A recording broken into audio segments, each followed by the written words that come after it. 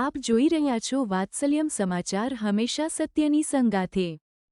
આપ અમને YouTube channel પર જોતા હોવ તો ચેનલને સબસ્ક્રાઇબ કરી બેલ આઇકોન દબાવો અને ફેસબુક પેજ ઉપર જોઈ રહ્યા હોય તો પેજને લાઇક કરો, કોમેન્ટ કરો અને સમાચારને શેર કરો।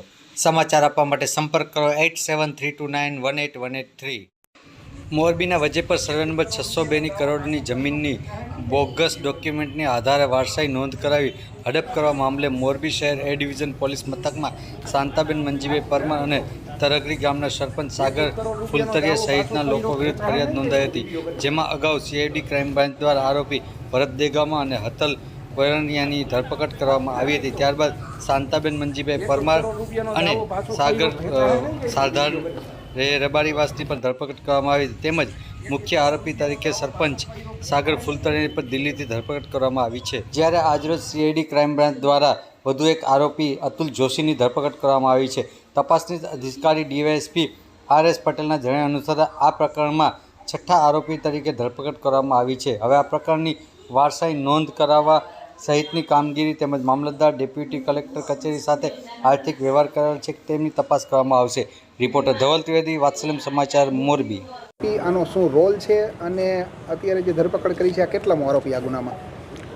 આ જે ગુનો તપાસ કરી રહ્યા છીએ અમે, એમાં ટોટલ 3 જેન્ટ્સ અને 2 મહિલા પકડ્યા હતા। મહિલામાં હેતલ બોરણિયા, શાંતાબેન 2 છે, એક સાગર રબારી, એક સાગર ફુલતરિયા અને એક ભરત દેગામા, ટોટલ 5 પકડ્યા હતા। આજે 6ઠ્ઠા નંબરના આરોપી અતુલ જોશીને પકડ્યા છે।